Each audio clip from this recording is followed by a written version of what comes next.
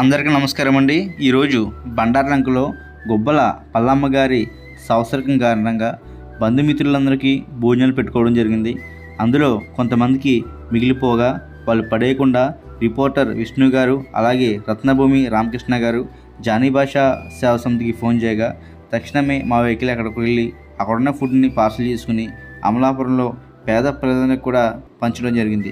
ఈ అవకాశం మాకు ఇచ్చినటువంటి 99 రిపోర్టర్ విష్ణు గారికి, అలాగే రత్నభూమి రామకృష్ణ గారికి, వీళ్ళిద్దరికీ జానీ భాషా సేవా సమితి ద్వారా హృదయపూర్వక అభినందనలు తెలియజేసుకుంటా ఉన్నాం.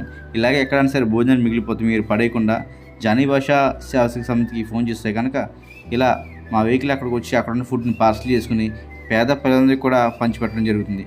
ఒక చిన్న ఆలోచన పేదవాడి ఆకలి తీరుస్తుంది. జై హింద్.